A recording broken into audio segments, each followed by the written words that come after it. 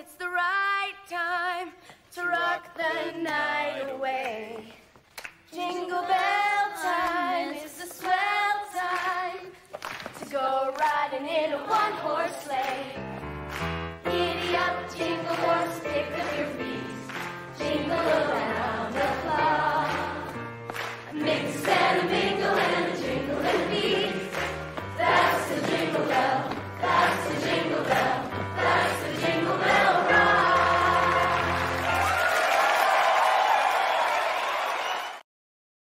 Takže dobrý večer, přátelé. Já bych vítám vás od našeho podcastu číslo 12 a přivítal bych tady Marka. Ahoj, Marko. Ahoj, akorát žeru. Postupně. Sylvie, ahoj. Ahoj. Alexandr, ahoj. Ahoj. Tereska, ahoj.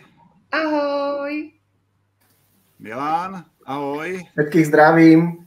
Ještě tam někoho nemáme. Roxana, ahoj. Čau. A Romana, ahoj. Všichni se slyšíme, jak tak je to dobrý.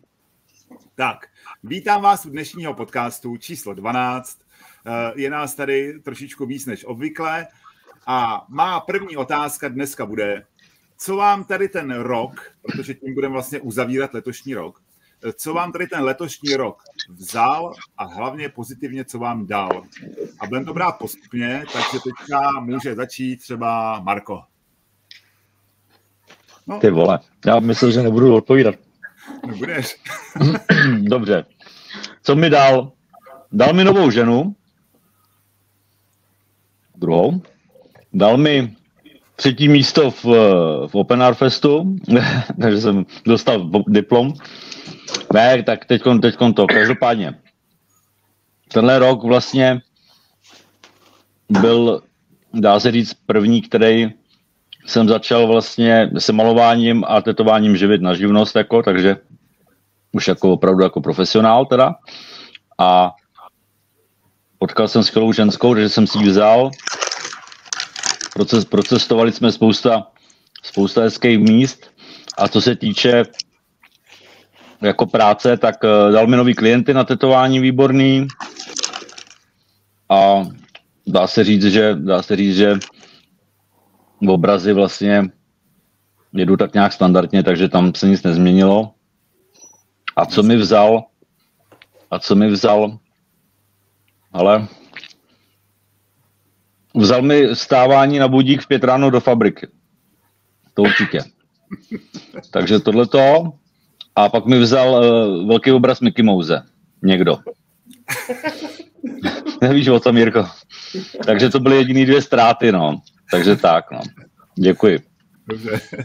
Tak, Sylvie, co ti letošní rok vzal a co ti hlavně dal?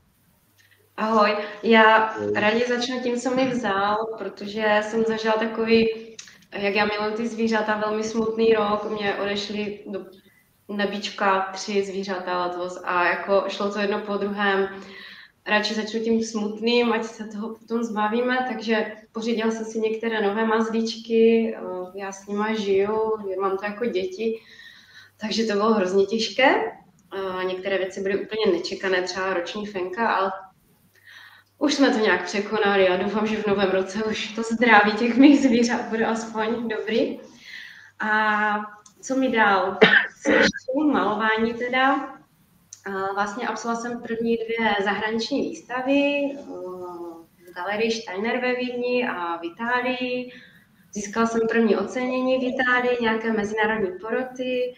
Začala jsem spolupracovat s aukčními portály nově, tak se to tak nějak rozjíždí a ještě už jsem měla nakročeno, že budu jako Marko a nebudu vstávat o 5:30 do práce, ale ještě jsem nenašla tu odvahu, takže se honím do té práce, pak se honím rychle vyvenčit, pozbírat zvířata do té galerie, tady malovat, prodávat, věnovat se umění. Takže ještě jsem nebyla tak odvážná, ještě tak třeba v nějakých jiných letech, ale jinak si nemám na co stěžovat. Jasně. Tak, chtěl bych tady přivítat ještě Lenku Kozíkovou. Ahoj. Ahoj. Ahoj. Ahoj. Výborně. Zdravím Tak už všichni. jsme se stali konečně, jo. Tady to byl docela boj a měla jsem asi si to zařídit předem, no nic, no. Příště. Ne, nevadí, dobrý, super. Tak, Milane, budeme pokračovat. Milane, co ti tento rok dal a co ti vzal? Tak, čo mi dal? No, tento rok bol naozaj veľmi, veľmi bohatý, čo sa týka mojej tej výtvarnej činnosti. Absolvoval som pomerne dosť veľa výstav. Osobne si myslím, že úspešných výstav. Aspoň to teda súdim na základe tých referencií mojich divákov alebo návštevníkov. V neposlednom rade teda úspech na Open Art Feste a takisto aj v talianskom Montecosáre. Tieto dve výstavy naozaj boli pre mňa dosť také kľúčové a ja vravím jedno, že doma nikdy nie si prorokom. Hej. Na jednej strane ma teší samozrejme taký úspech v zahraničí, aj keď stále to ešte nič nie je oproti tým iným výtvarníkom, ktorí naozaj sú tak rozbehnutí, čo sa týka výstav, povedzme po celom svete, že pre mňa sú toto naozaj len také malé lastovičky a ani sa nechystám zase takým spôsobom veľmi vystavovať, lebo je to veľmi náročné na čas. Veľmi náročné na čas a to je práve to, čo mi tento rok, dá sa povedať, zobral. Ten čas, ktorý je nenahraditeľný. Samozrejme ten čas, ktorý som minul tento rok, predovšetkým aj so svojou rodinou, výlety, cestovanie, koncerty, ten je pre mňa ako veľmi, veľmi dôležitý. Ale ten rok mi zobral kopec iného času, ktorý by som napríklad sa strašne venovať ešte ďalej malovaniu a cítim, že toho času je ako keby tak symbolicky menej a menej a menej a je čo doháňať. Jasně. Tak, děkuju. A budeme pokračovat dál, nás tady 9, tyjo, to je docela nářez. Tyjo. Teresko, co ti život, co ti letošní rok vzal a co ti dal? Já jsem ráda, že ne život, to by se tady byli dlouho, jo. A můžeme to chodně rozvíst. Ne, to ne.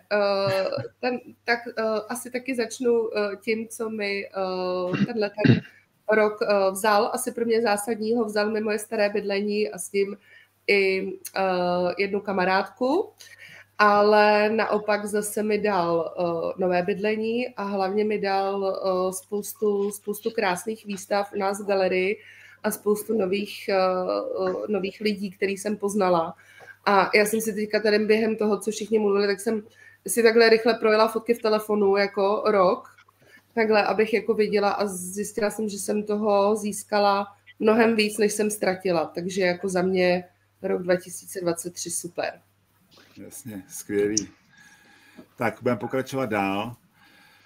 Sašo, co ti letošní rok vzal a co ti dal? Tak, já začnu, co mě vzal. Tak, letos to bylo trošku smutný u mě, protože, jak jsem hlásil dopředu, trošku vynechal jsem to malování, nějak opravdu to zdravotně nešlo a trošku na jednu stranu jsem si odpočinul, zase člověk začal přemýšlet nad tím, co bych chtěl, kam bych chtěl jít dál, protože přece jenom v mojí technice, v tom hyperrealismu, který dělám, tak ono je to trošku složitější, protože nechci dělat ledajaký obrazy podle nějakých fotografií, takže to, co se složí v hlavě, tak to se potom dostává na plátno u mě. Takže to, no a co mě vlastně tady tohle, to, co mě vzalo vlastně tady to malování, tak mi zase dalo tu sílu do toho, protože na ten příští rok, tak jak Jirko víš, už jsem se přihlásil i na Open Art Fest, abych zaprvé podpořil hlavně svoje žáky.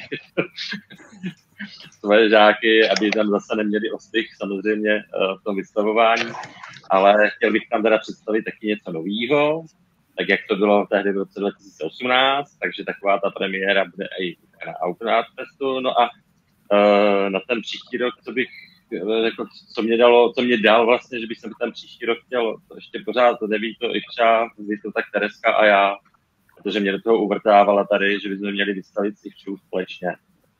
Tak doufám, že se to povede a vystavíme příští rok spolu ještě i v galerii. Takže doufám, že tak. Takže asi takhle, tenhle rok na jednu stranu smutnej, na druhou stranu super. Jasně, dobrý, děkuju. A teď postupujeme dál. Rosano, tak teď jsme u tebe. Co ti letošní rok vzal a co ti dal? Vzal? Moc ne. Já si myslím, že akorát jsem pohřbila 2 zvířátka taky. Vzal mi spánek, protože od nějakého určitého bodu jsem prostě přestala spát. Asi přechod, nebo já nevím.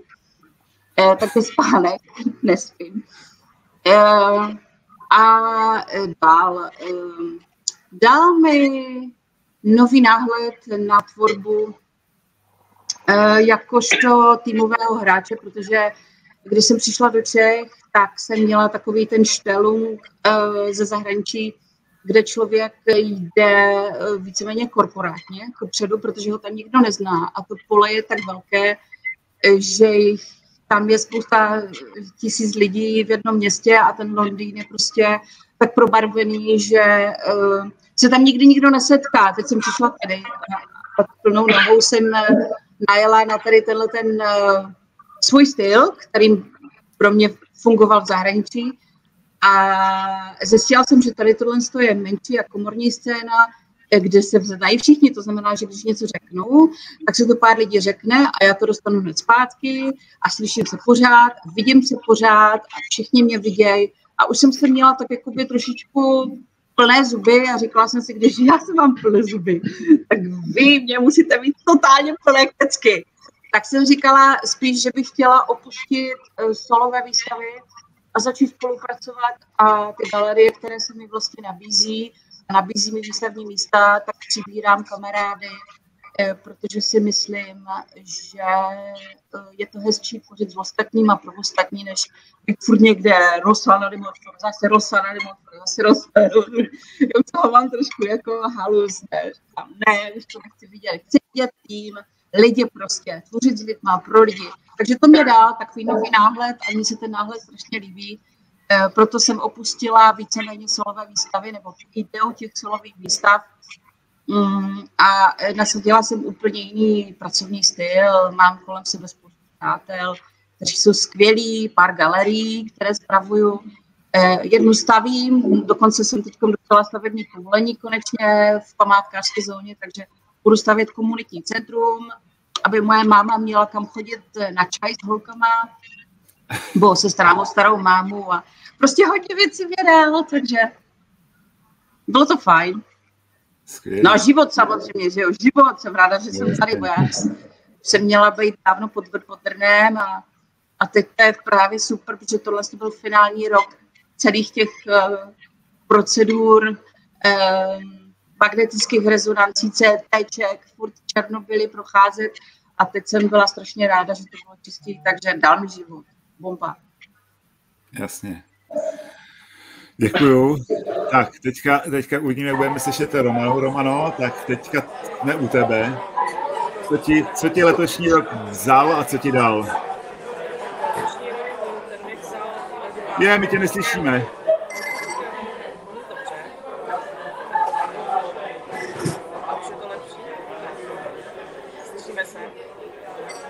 Málo.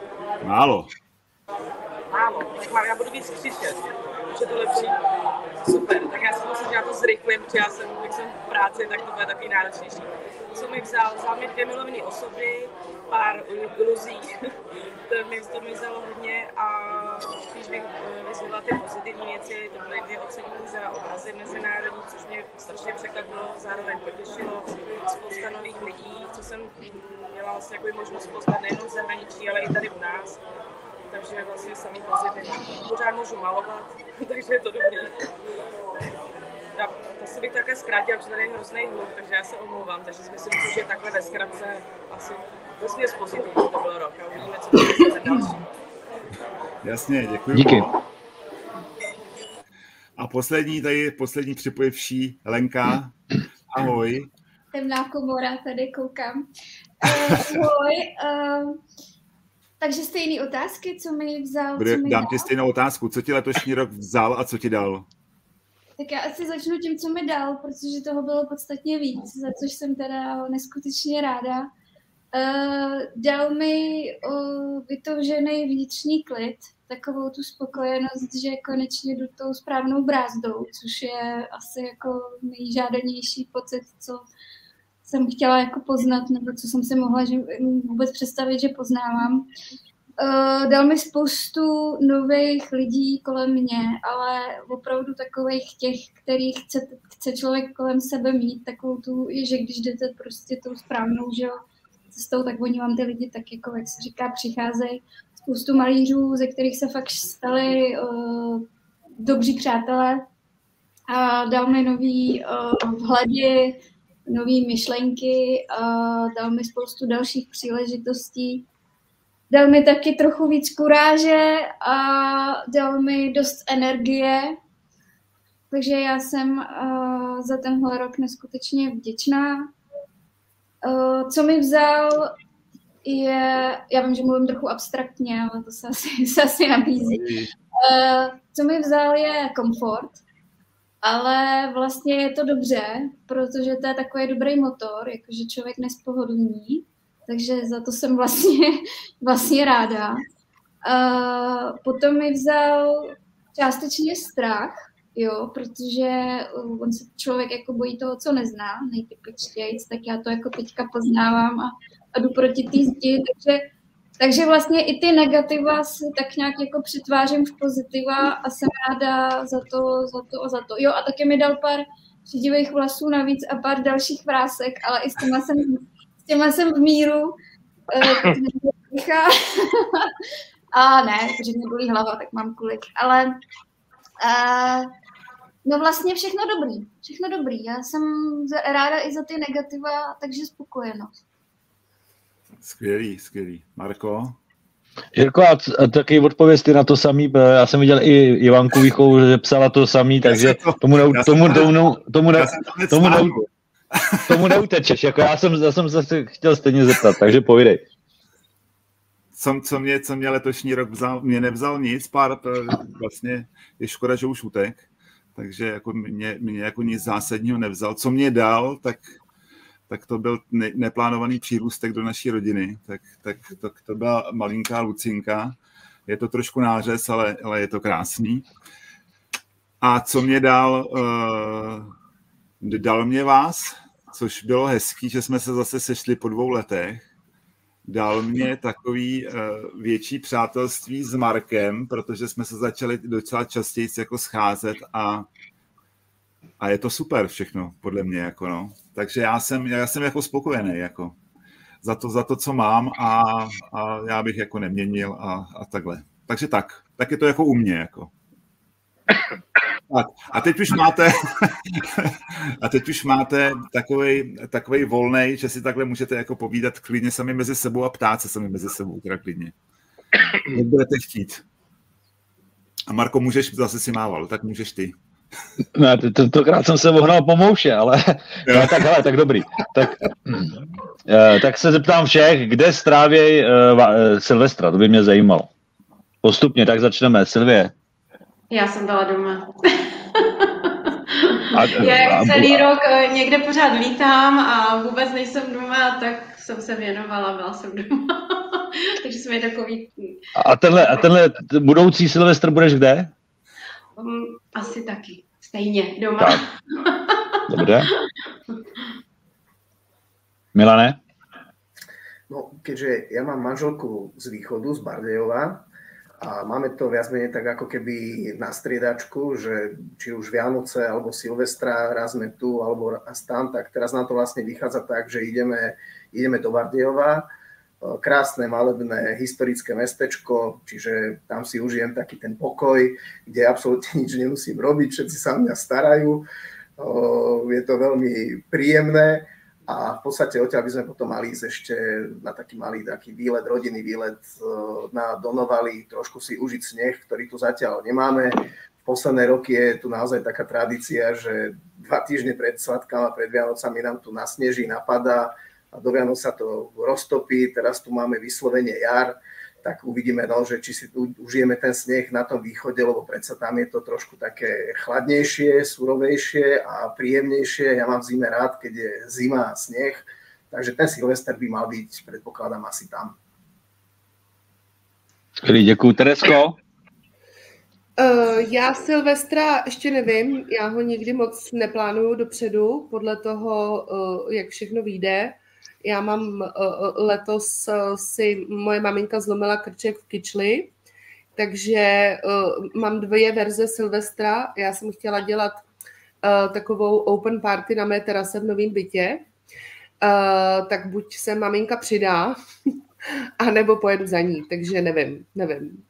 Nějak moc ten Silvestr asi jako neřeším. Jasný. Sašo? No, my to máme teďka takový, že asi ten Silvestr budeme trávit v Trutnové u tatínka od děvčin, aby děcka taky si užili dědečka, protože dědeček je vzácnej u nás tady. Takže pojedeme tam a předpokládám, že hodně ze svátku strávíme tam za Márka Konoši. Jasný, děkuji. Roso? Budu spát. Konečně, že? Já jsem minulý rok spala. Já jsem šla o půl spát. Já jsem to nemohla vydržet. My jsme totiž minulý rok, bylo 11 stupňů na Silvestra přes den. Tady. Na Beskidsku. A to s tím nikdo nepočítal. Tak jsme dělali grilovačku odpoledne. A já už jsem byla tak hin a měla jsem nějaký šáňo, že prostě jsem to nestihla, tak jsem šla spát a manžel se přidal. No, tak asi tak samo. Vypadá to dobře s tím počasím. Já si myslím, že teď bude mít nějakých 8 stupňů, se říká, tak uvidíme. No. OK, a Romanko, ty? Ono se to změní, ono nasněží, to přijde přesně na Vánoce. já jsem takový střelec, takže já vždycky si říkám, že budu v klidu na Šumavě pěkně, jako tam bude hodně sněhu a užiju si to a skočím těch 12 do toho sněhu s tím šáněm.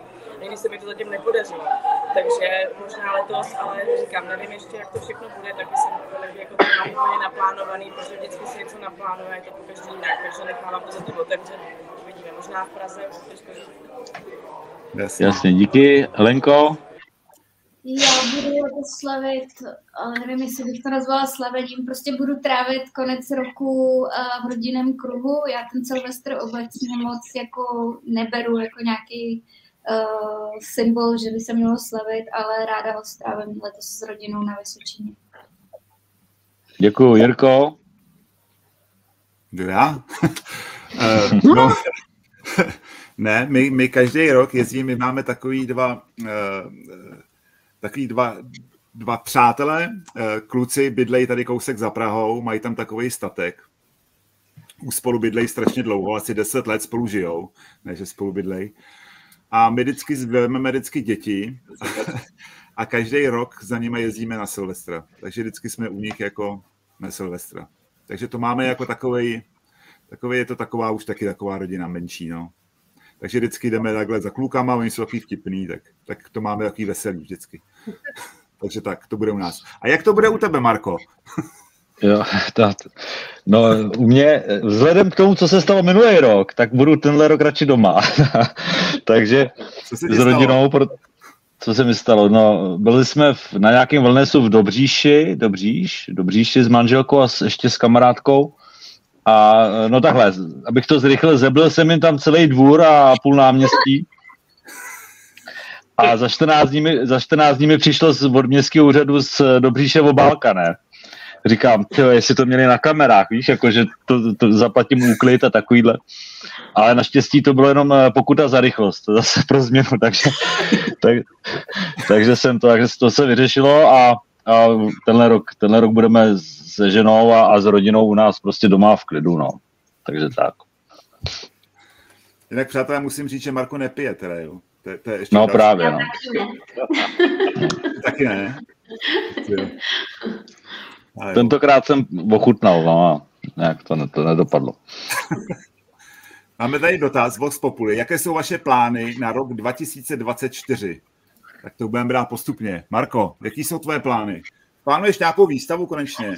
Nebo něco? Hele, moje plány jsou dělat to, co dělám, živit se tím, ještě další rok aspoň teda, a mít dobrý tetování, dobrý klienty.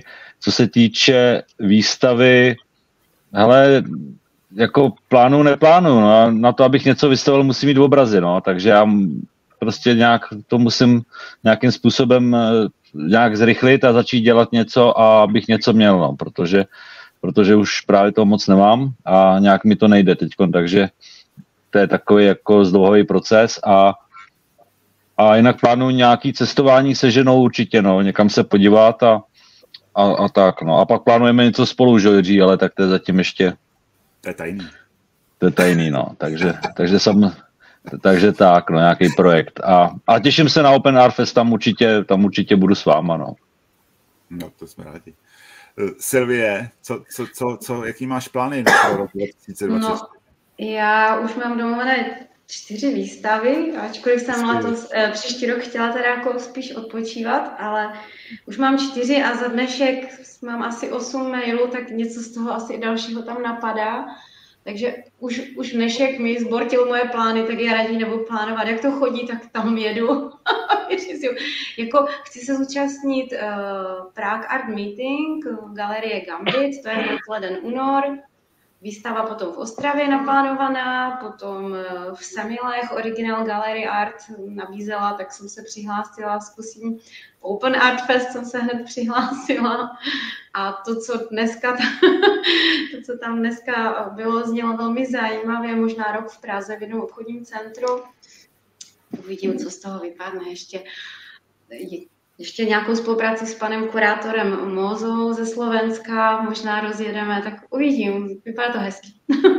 Těším se na to. Tak Milane, co ty, jak to s tebou vypadá pro rok 2024? No, práve dnes mi došlo veľké množstvo plátien, takže už rozbieham také tie svoje maliarské výtvarné projekty, lebo mám v pláne takú výstavu v Bratislave a tak, ako tu bolo spomenuté, že tie kolektívne výstavy sú zaujímavé práve tým, že môžu sa tam ľudia stretnúť s viacerými výtvarníkmi. Napokon je tam príležitosť v podstate mať dosah aj na iných ľudí, ktorí by sa, dajme tomu, ku mne nedostali.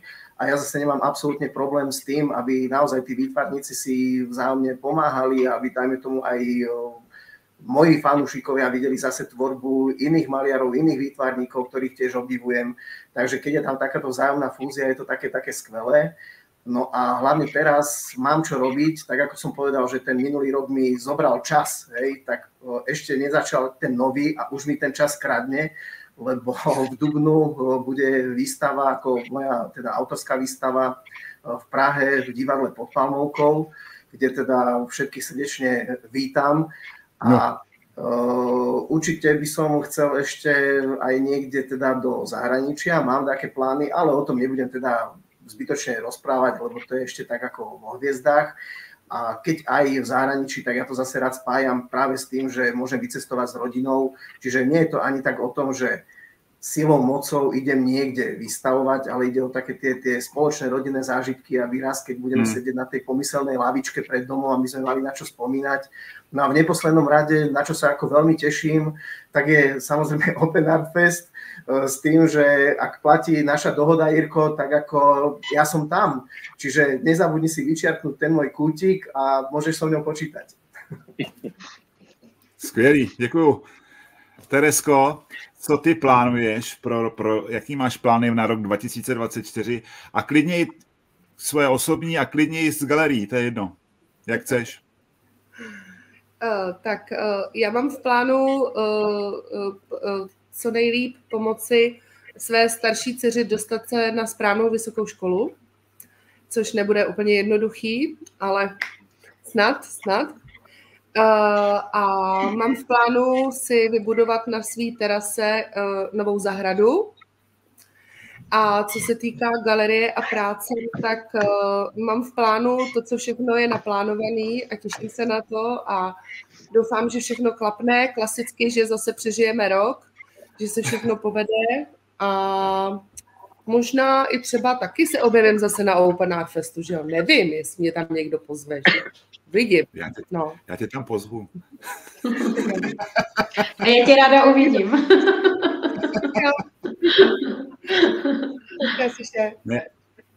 Já teda musím říct, že teda jak jsme se vlastně po tom vyhlášení těch výsledků vlastně bavili, vlastně o té galerii, potom jsme tam byli ještě před tou restaurací a tak teda to je to opravdu teda nářez, jako, jak to vůbec se divím, že to vůbec zvládáte teda, jako. To teda, no já taky. No klobouk dolů, teda, jako, fakt, teda, dobrý. Děkujem. Tak, Sašo, co ty plánuješ? Plánuješ něco? Tak, já jsem to už řekl asi s tím předtím, no, ale jako tak v podstatě, dobře, když pominu to, co jsem už řekl s Open Art Festem, pominu to, že musím přemlouvat ještě Ivanku, aby se mnou šla vystavit, že jo, do Trinidad galerii. A tak jsem si říkal, že už by jsem ten příští rok asi měl zase dát vidět galeriím právě v zahraničí, který jsem bohužel teďka musel odmítnout, jako, tak dát jim vědět, že na ten rok ne 24, ale že v roce 24 budu malovat ty obrazy do rok 25, protože to fakt tam toho bude docela hodně, takže musím už začít v tím příštím roce něco ze sebou dělat a začít opravdu zase víc malovat, tak jak bych chtěl. No. Takže asi tak. Držíme palce. Rosano, tak co ty jsi vlastně už říkala, víš, co všechno plánuješ. A máš ještě něco, co jsi neříkala, co máš v plánu ještě? Tak mám nějakých 19 akcí, které budu vlastně organizovat, mezi tím 3 festivaly, skupinové výstavy, projekty, benefiční projekty, stavím galerii, komunitní centrum pro starší a postižené. Mám 3 repliky starých barokních obrazů připravený, které budou zdobit zámek Bílovec zase. Chci namalovat nebo připravit 3x2 metry repliku starého karetního obrazu, který je z Mnichova, který přijede z Eppingu. Chci být více s mámou, protože si stěžuje, že na ní nemám pořád čas, ale já jsem s ní každý den, ale ona by se mnou chtěla být mnohem více. Tak je starší, že jo, takže on si chce užít pořádně. Chci být více s manželem a vlastně manžel se tento rok asi částečně přidá. Přidá se v tom, že bude malovat, on je takový neskažený, takže objevuje tu intuitivní stránku. Tak já se těším, že mu vlastně udělám 2 výstavy na zkušenou, jestli se mu to bude líbit. A chci být zdravá a chci potkat strašnou spoustu nových dobrých lidí, se kterými se strašně dobře kecá, protože kecat to je moje hobby. Skvělý. Tak Romano, co ty máš v plánu pro rok 2024? Tak vidíme, co ten rok přinese, samozřejmě plánů je spousta, ale vždycky ten život to připraví úplně jinak, než chceme.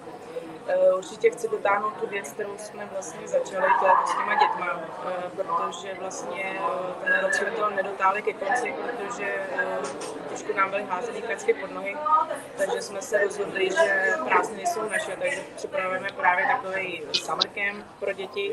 Právě jak chceme vzít co nejvíc těch dětí z dětských domovů, tak uvidíme, jestli se nám to podaří. Zatím je to dobře našlápnutý, tak budeme doufat, že to jakoby klapne a začlenit vlastně ty děti hlavně mezi normální děti, které vlastně tam budou taky, aby se necítili, že vlastně jsou to jenom děti z těch domovů, tak aby prostě jako byly děti mezi dětma. Takže to je takový asi jako největší projekt. Samozřejmě čekají mě zahraniční výstavy, jedna výstava tady v Praze. Open Art Fest asi, jestli teda se tam na mě najde, pro mě najde místo. Já jsem se ještě samozřejmě nepřihlásila, jakým mým dobrým zvykem, takže na poslední chvíli, že jo, klasika. Včera bylo pozdě a tak. A na druhou stranu to je taková ta pracovní stránka a co se týče té druhé stránky, tak bych potřeba trošku zvolnit, protože na některé věci pořád je odkládám a nezbývá na ně čas, protože člověk pořád maluje a utahává ty věci, které tlačí před sebou. Takže tam bych trošku chtěla se pověnovat i těm věcem osobním. To je takový plán a uvidíme, co ten rok přinese. To je jasný. Děkuju moc. Tak, Leni, co ty? Co plánuješ? Jaký máš plány pro rok 2024? Velký. Plánuješ? Mám velký plány. Já tady trošku se bojím ty plány jako nezakřiknout, jo? Takže řeknu pár těch, co už jsou třeba zveřejněný a u těch zbylých budu trochu mlžet, protože já jsem fakt jako pověrčivá. Já taky. Prostě to tak mám, takže dokud to není úplně, že by to mělo pevný obrysy. Tak z těch, já mám vlastně už příští rok úplně jako narvaný a spíš se trochu modlím, abych získala dost jako času na toto všechno dotáhnout a aby všechno šlapalo tak, jak má zdraví a moji blízcí a tak dále, takže tohle je trochu moje největší přání. Co se týká výstav, tak vzhledem k tomu, že tady je Rosy, tak jednu z nich budu mít vlastně u Rysany v galerii dvouměsíční, tak na to se moc těším. Další výstava bude o Olomouci. Pak jednu takovou velkou věc chystáme na přelom ledna února v Praze, která bude z vernisáží, budou to ode mě nový věci a zároveň to bude spojený s otevřením jednoho takového srdcového projektu podniku, s kterým mám nějakou vazbu a bude kompletně ve všem úplně jiný a ladí se to do detailů po všech stránkách. Zatím bohužel nemůžu říct víc, jenom teda, když kdo sleduje nějaké moje sítě, ať už Facebook nebo Instagram, tak se pokusíme to tam čas dát, aby když tak jste se mohli přijít podívat. Pak mám dva projekty, které jsou výstupem dobročinný a týká se to knih a hudby a ty budu ráda, když dotáhnu. Tam to bohužel nezávisí jenom na mý činnosti, takže taky nemůžu úplně odhadnout datum konečného výstupu, ale pokusíme se, aby to bylo 2024. No, je toho spousta. Můžu snad už zveřejnit, že plánujeme společnou výstavu s dvouma mé duši blízkými umělci, a to Adamem Řeháčkem a Pavlem Sekvencem. Chtěli bychom udělat společnou výstavu, ale víc zatím nemůžu říct, takže na to se moc těším, protože máme takovou shodu na celkově na pojetí malby a nějakých myšlenek, takže tam věřím, že to bude moc hezký. A z těch nevýtvarných, tímto je teda zdravím, pokud se dívají teď nebo ze záznamu, a v těch nevýtvarných chci svoje první tetování. Potom chci udělat 10 kiláků, aniž bych u toho vyplivla plíce. Zatím se mi to úplně nedaří. Potom taky chci zdolat jednu horu. Zatím nebudu říkat, kterou, podle toho, jestli ji zdolám nebo ne. A chci být hlavně zdravá a šťastná. A trávit víc času se svýma blízkými. To je hezký. Neskromný přání. To jo, to je pěkný. Marko?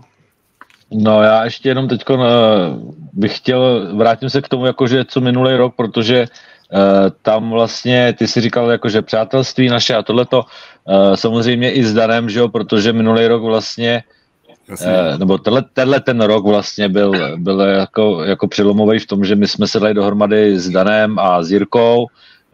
Dana mám hrozně rád a je skvělej. Dneska má narozeniny, takže mu chci popřát za všechny prostě, ať si to užije a ať je pořád mladý. A prostě jsme zažili spoustu srandy a dali dohromady tenhle podcast, kde jsme měli možnost potkat fakt skvělý lidi, vlastně vás, že jo, a další. Michala Janovskýho, Kláru Sedlo, Reny Muzik a prostě Zdenku Vyhlídkovou, Routu, takže úplně skvělý umělce. Takže fakt z toho máme radost, že tohle je vůbec možný a vlastně jsme zažili spoustu srandy, že když jsme byli v Paříži my tři, tak to bylo prostě neskutečný. To bylo šílený, to je taky asi na jeden samotný pořad.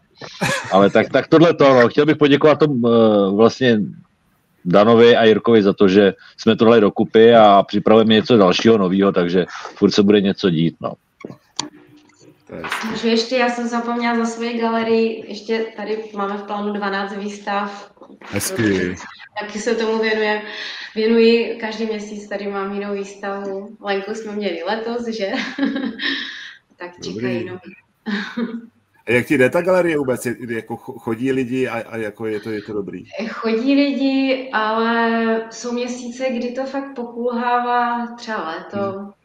Nebo teď před Vánoci, tak taky ta účast byla nižší, než zase na některé jiné, překvapivě jako hodně. A je to malé město Orlová, v které se tady ta galerie nachází, zrovna já z ní vysílám, jsem tady, ať mám klid. A mám galerii na takovém starém historickém náměstí, má to tady svoje kouzlo, no, tak hodně lidí se diví, proč tady nebo tomu počinu, ale já jsem zaprvé hledala místo na malování, tak to mám nahoře ateliér a vlastně tady dole se ten prostor nabízel, krásné výkladní, velké okna, skříně, tak jsem to zkusila, no. Bojuju 2 roky. Uvidíme. Bravo. Přátelé, já bych se vám chtěl něco říct. Jo. Normálně uběhlo 47 minut, skoro 50, jo. Takže vlastně ta hodinka prostě strašně rychle uteče a vlastně každý se odpověděl jenom na 3 otázky, což je teda úplně šílený. Já mám jenom jednu takovou otázku ještě a pak uvidíme, co bude. A nebo to si nechám na potom. Tak teďka musíš něco to vymyslet, jo. Ty dobře. No, dobře. Tak počkej, rychle přemýšlím. Ne, tak já samozřejmě jako bych se rád zeptal všech na... Ty vole, ty jsi mi dal. Teď jsem nebyl připravený. Ale tak bilanci jsme probrali, plány do budoucna, jasně, všechno tohle. Tak co myslíte, budou Vánoce na sněhu?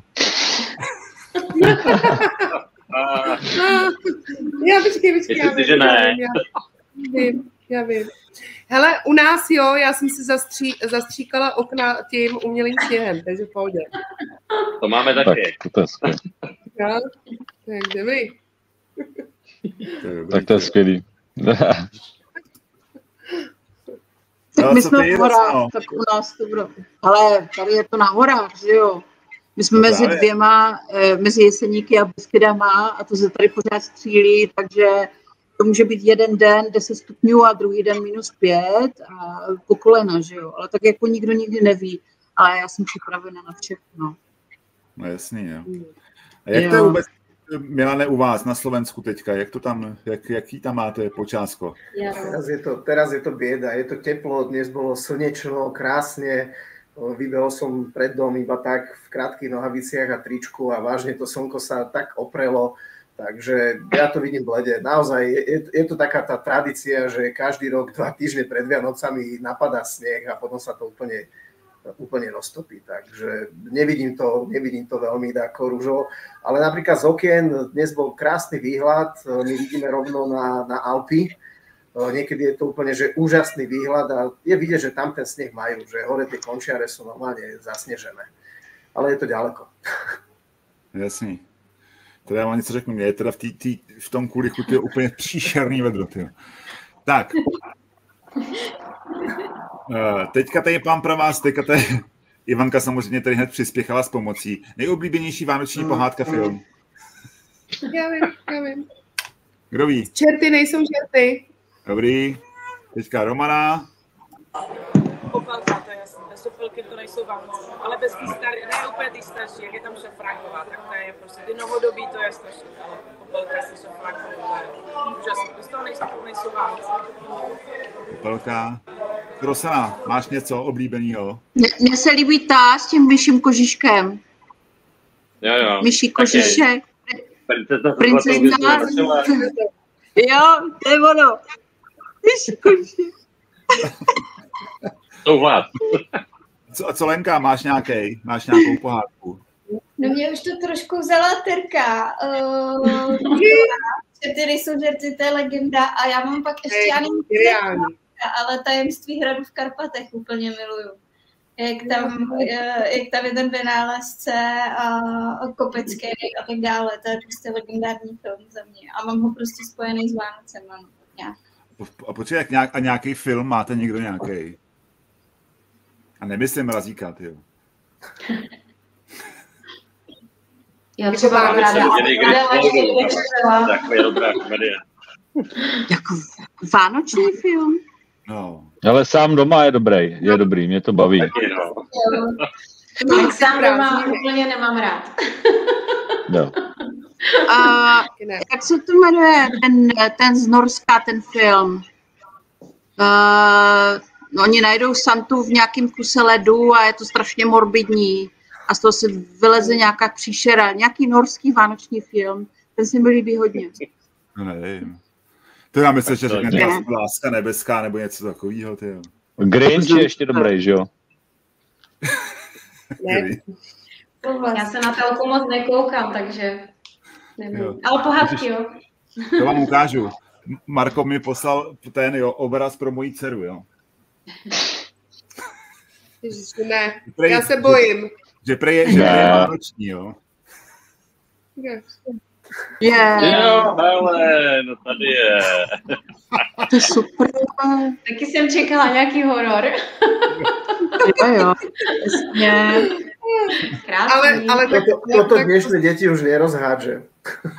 No, to říkala, a kde je ta krev? Krev není. Krev není. Mimochodem, Milane, ty tam máš za sebou nový obraz, ty pořád tvoříš, ty jsi ďábel, ty. Jak dlouho máš takovýhle obraz hotovej? Ty? Naopak, to je veľký taký sebaklam, že tvorím. Ako ja z obľubou hovorím, že áno, som úspešnejší ako je Vermeer, ktorý namaloval za rok 2 obrazy, tak ja ich namalujem 12. Takže nedá sa povedať, že by som veľa maloval, ale samozrejme už keď sa do toho pustím, tak to proste ide, to je ráno, na obed, večer, že Sašo, aj dnes som stával, som sa zobudil asi o 3:30 a proste musel som vstať a musel som ísť do toho ateliéru, našťastie to mám len 5 krokov zo spálne, takže takýto obraz dá sa natiahnuť aj, ja neviem, na 3 týždne. Ako ono záleží od toho naozaj, kto akou technikou maluje a tým, že ja inklinujem teda k tým starým majstrom a k tej lazúrnej malbe, je to pre mnohých takých tých novodobých maliarov už niečo také ako výsada dinosaurov, hej. Ale zase ja skôr k tomu pristupujem tak, že oživujem takú tradíciu a keďže inklinujem aj k tej renesancii, tak to považujem za také niečo svoje, že chcem proste oživovať takéto tie staré pekné tradície, lebo osobne si myslím, že bolo to jedno z najlepších období, v ktorom človek niečo naozaj vytvoril a dodnes to obdivujeme aj 500 rokov po. Ale takýto obraz vravím, no ťažko povedať. Keď si sadnem a naozaj, že malujem tak, že vstanem a nevládzem ani stať, tak povedzme za týždeň to mám namalované. Ono nedá sa to zase úplne, že v kuse, treba niekedy od toho si odísť, odložiť to, nevidieť to, potom sa zase človek tomu vráti a vidí to zase inakšie, takže a tento áno, vychutnal som si ho. Ako padla tu jedna taká zaujímavá poznámka a mne sa to maximálne kvituje a obdivujem práve takú tvorbu, tak ako Sašo povedal, že on nemaluje z takých fotiek. Ja zase som skôr taký ten maliar, ktorý napríklad, práve dnes som to riešil, že tak ako fotograf, niečo vidí, čo sa mu páči, tak si to odfotí. A zase ja ako maliar, jeden z mnohých, mojou cestou je momentálne to, že niečo sa mi páči, tak si to namalujem. A toto nie je vyslovene, že kópia takého obrazu, lebo v podstate je to taká, nazval by som to až koláž, ktorú som ja teda spojil, dal dokopy a hral som sa s farebnosťou v podstate francúzského majstra Georgea Delatour. Takže sú to rôzne ako pohľady na to umenie a konkrétne toto, no začal som vlastne minulý týždeň cez víkend. Hezký. A ty, Sašo, jak ty seš na tom teďka? No teďka mám tu pauzu, jo, ale jako my jsme to právě probírali na Artfestu s Milanem, protože já jsem takový ten človíček, to by se líbilo Rosaně, když nespí, že jo, protože to já měl stejný problém, jak člověk má se zdravotní problémy, tak nespí, že jo, takže jsem si sedl vždycky a maloval jsem mi, když mě bylo blbě, takže to bylo nejlepší terapie, která mohla být. Takže v noci, nebo večer si člověk řekl, hele, sedl si k tomu na hodinku a najednou bylo 6 hodin ráno. Jo, a člověk maloval, takže jako říkám, jako jo, já tohle chápu, to říkám, jste to probírali tady to zrovna, takže jako říkám, teďka ne, ale doufám, že příští rok budu zase v tím svým klídku, hezky v noci si malovat a už se na to rozlíčíš. Ono, ešte ak môžem, naozaj ten čas, on je zákerný. Sadneš, maluješ a nevieš, kedy prestať. A preto ja, keď malujem, tak ja si púšťam zámerne CDčka. Lebo keď CDčko skončí, ja som aspoň nutený vstať a vymeniť ho. Keď si niečo pustím cez internet, tak proste mi to nedochádza.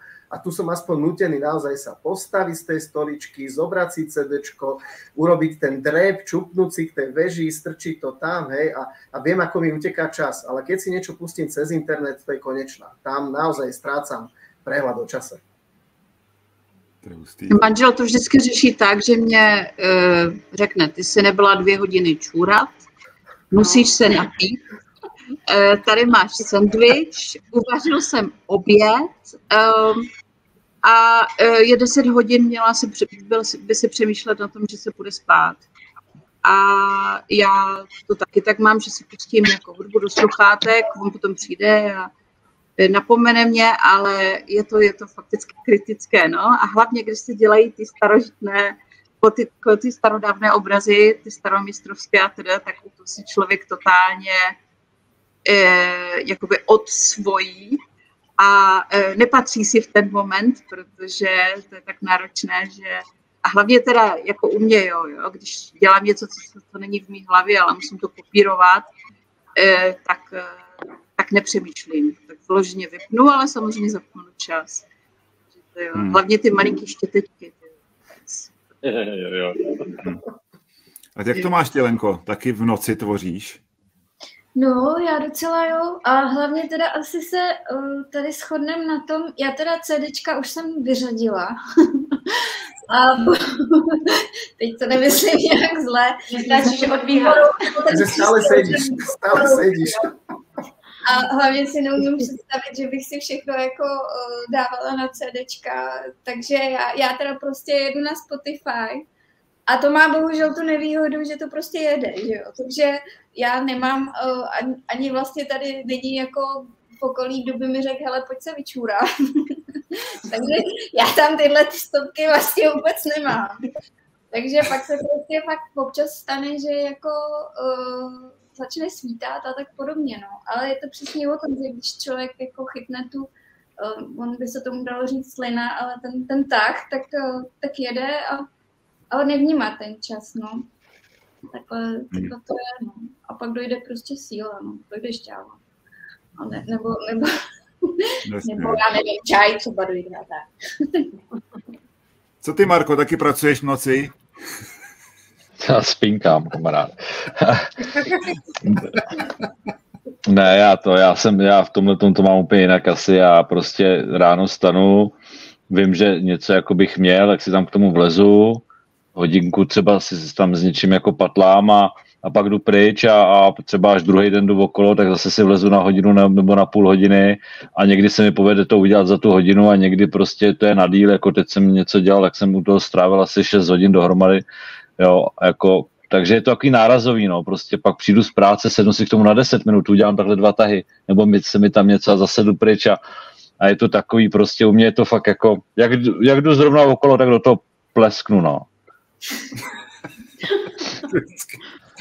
Jako já to neumím prostě jako, jo, já to neumím si to jako připravit, tady si k tomu sednout a prostě jet, protože já jsem to dřív dělal, takže jsem opravdu prostě z hlavy něco zkusil a buď to tam bylo za půl hodiny, za hodinu, nebo to tam nebylo a tak jsem to smazal a zase jsem něco zkusil dokud, takže tak, já to takhle to dělám, no, na kousky, když jdu okolo prostě talíř v ruce a takhle to 3krát škrábnu a zase pak za nějaký čas. No. Hele, já nesouhlasím. Marko si tam pozve galeristku, aby mu do toho šlápla. Já jsem nebo si tam pozvu přesně, nebo na to mám lidi, rozumíš, který mi to pošlapou a ono to pak dostává ten punc, takový ten feeling. Jo. Hele, stačí říct. Tak.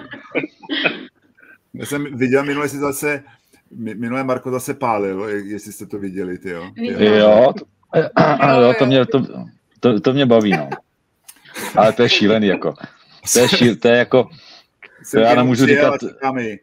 Říkám, a jak to dopadlo? A on říká, To já jsem si to zrovna natáčel, zapomněl jsem na to hodit tu lopatu toho sněhu. Tak jsem 2 obrazy musel vyhodit. Jestli můžu, jo. Já jsem se o tom s Markem bavila a jsem říkala, že můj táta byl malíř taky a on pálil na obrazech asfalt. A měl na to takovou malinkatou, prostě takovou obalenou tyčku hadrem, to zapálil a lehce opaloval, jo. A já jsem říkala, tak teď, jestli můj táta se kouká ze zhora na Marka, tak si chytá za hlavu. Říká si, to snad není možný. A nedej bože, Marko, když není sníh, jako, tak co pak jako děláš? Já tam mám vedle s vodou, víš? No tak dobrý. Takže já jsem se trochu bála.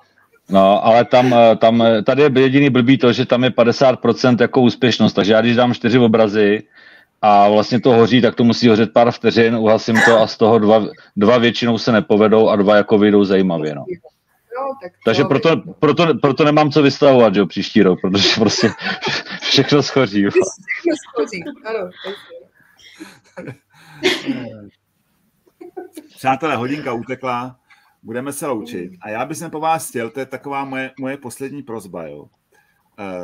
Já vás budu, vlastně to vezmu zase takovýto kolečko a jenom, ne co byste si přáli, jakoby do příštího roku vy, ale co byste přáli všem ostatním do příštího roku 2024, jestli by to šlo. A já to vezmu teďka tentokrát odzadu. Lenko, jestli by si mohla začít. Zrada. Taky si to vychutnej. Bych přála ostatním do nového roku, tak na piedestal stavím pevný zdraví. To jako bez toho prostě nic, že jo, o tom žádná. Ona je to taková jako proklamace, ale prostě to tak je. A pak bych jim přála, aby měli kolem sebe spoustu, nebo ani ne spoustu, ale kvalitní přátelé, kvalitní vztahy, už partnerství nebo rodinný, nebo s dětmi a tak. A aby dělali věci tak, že z nich jsou šťastní a spokojení. A aby se moc nezatěžovali nějakýma malichernostma. Já vím, že se to lehko říká, hůř dělá, ale prostě, aby byli spokojení. Jasně. A teďka, Romano, ty, jestli by si mohla, nevím, jestli jsi nás slyšela nebo ne. Čekaj, já tě mám vyplou. My tě neslyšíme. Vůbec, to nejde ani vypnout. Už. Jo. Už to je. To taková trošku stížení, jak jsem říkala, ne určitě. Já bych určitě všem chtěla potřebovat, hlavně teda také pevné zdraví. To je asi nejdůležitější, že ostatní, co člověk nemá, si může koupit nebo objednat. Ne, teď vážně. Určitě spousta zpřízněných duší, protože to je hrozně důležité, když se člověk obklopuje lidma, který nejenom můžou v psychické stránce jakoby nějaké emoce, ale určitě i třeba takovou tu berličku, kterou kolikrát člověk potřebuje, když prostě se třeba necítí dobře a je tam někdo, o koho se může opřít, tak spousta takových spřízněných duší. Určitě spousta situací, zážitků, který vlastně člověka naplňují, to je nejdůležitější. A takové co nejméně těch situací, které nás vlastně učí být silnější. Takže nevím, co víc, tohle všechno téměř řečeno. Takže hlavně zdraví a samo pozitivní věci. Jasně, děkuju. Tak, Rosano, teďka jsme u tebe. Co by si popřála všem okolo do roku 2024? Klid, klídek. Aby se nebáli zeptat se ostatních, říct si o pomoc, protože na tom jsem zahořela třeba dost já, že jsem říkala, umím zvládnu a neuměla jsem se zeptat ostatních, jestli by mě pomohli nebo jestli by si přidali. Tak komunikaci asi, aby lidi neměli strach se jeden druhého zeptat, co jim chybí, nebo jestli by chtěli něco spolu udělat. Aby nezapomněli na to, že jsme tady jako spolu všichni, jo?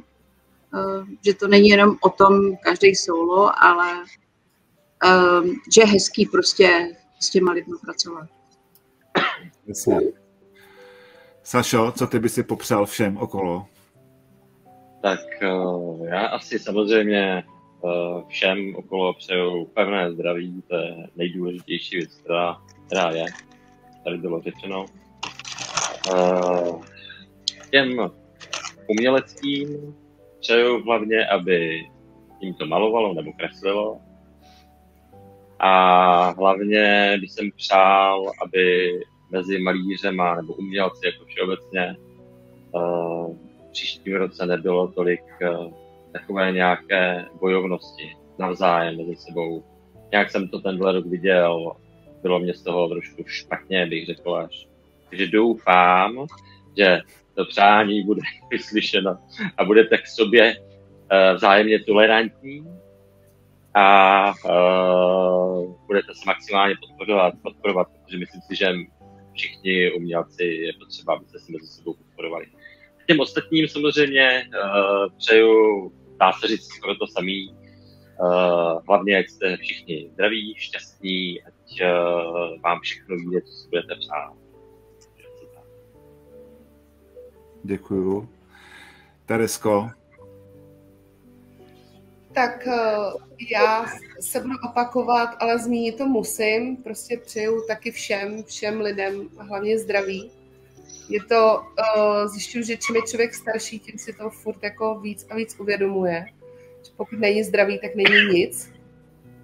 A z minuty na minutu nebo možná ze vteřiny na vteřinu můžou být všechny věci jinak. Tak možná i na to myslet.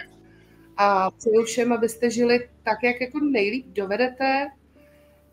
Přeju vám odvahu a zároveň i pokoru. To si myslím, že je strašně důležitý v životě. A přeju vám, ať se vám všem plní vaše přání a ať právě jste odvážní do těch přání jít a buďte k sobě hodný a milí a asi i trochu těch peněz všem přeju, protože ty bohužel nejsou až na posledním místě. Takže i to. Jasně. Děkuju. Milane, co ty by si popřál všem do nového roku? Som 6. v poradí a nezostáva mi nič iné, ako len súhlasiť so všetkým tým, čo tu už bolo povedané. A áno, opäť by som sa opakoval a ak by som sa opakoval, rozhodne by to nebolo zbytočné. Takže skúsim niečo iné. Mystika mi nie je vzdialená, ale som aj praktik. Hej? A toto je Open Art, teda Open Art podcast o umení. Takže chcel by som hlavne teda tým maliarom, či už malujúcim alebo začínajúcim, naozaj popriať veľa síl, veľa úspechov. Nech stojú síce hlavou v oblakoch, ale aby pevne stáli nohami na zemi, lebo naozaj tá pokora mala by to byť jedna z cností každého umelca. Pokora, trpezlivosť, pracovitosť. Bez toho sa to proste nedá.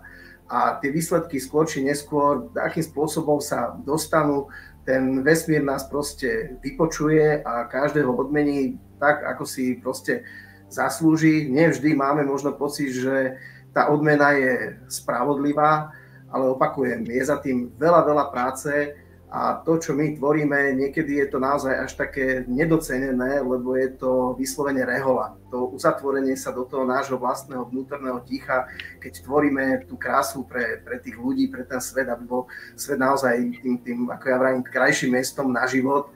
Takže je to také poslanie, takže prajem všetkým veľa síl, veľa inšpirácie, veľa chuti tvoriť a hlavne nevzdávať sa. Nevzdávať sa a pokračovať v tom, čo človek začne. A keď aj má chuť začať, tak proste nech to urobí. Nech to urobí hneď, tu a teraz.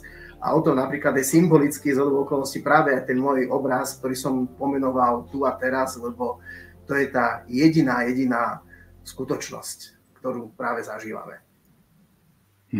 Děkuju. Silvie, co ty by si popřála všem do Já už se budu asi jenom opakovat. Zdraví, to je jasné, že... A věřím v pozitivní mysl a věřím v to, na co se člověk soustředí, to roste. A skutečně jsem spíš ten pozitivní člověk a tou myslí to zdraví ovlivňujeme. Myšlenka je hmotná, tam to začíná, tam začínají i ty nemoci a tak řešme jenom ty krásné věci, soustředíme se na sny, jdeme si za nima a teda fakt, ať jsme všichni zdraví. Zdraví. A šťastní. Děkuju. Marko, tak teď to bude na tobě. No jasně, no. Takže no, každopádně určitě všechno, co řekli všichni ostatní, že jo, to je jasný. A teď budu znít jak kolumbijská miss nebo více miss, ale světový mír, no. On je to blbý, ale je to pravda, no. Ať není nějaký průser prostě, no. Aby jsme fakt mohli v klidu si žít a dělat to, co nás baví prostě, no. A být šťastný s rodinou a s lidma, který máme rádi. Tak. Tak. A to je vše. Takže to je... No a ještě jako... No to já právě řeknu jako nakonec. Já bych vám strašně chtěl, teďka to bude k vám, já vám bych chtěl strašně moc poděkovat, že jste dneska jako přijali tady to pozvání k nám do toho podcastu. Jste naprosto úžasní lidé, kterých si strašně moc já vážím. A strašně moc děkuju, že jste. To je první věc. Druhá věc, moc děkuji za přátelství, které s vámi mám a tak.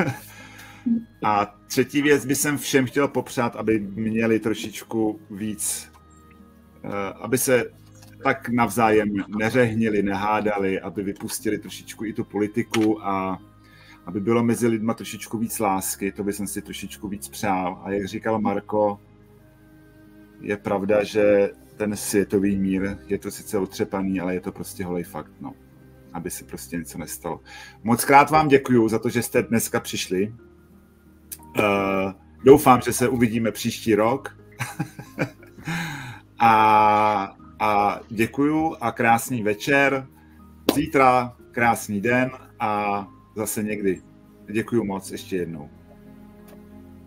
Díky, taky holky neodpojujte se, jo? A kluci, a to znáte už. Kluci se známe to. Tak jo, Pálidi, díky moc a sledujte nás v příštím roce. Majte se krásně. Hezký večer. Krásný večer.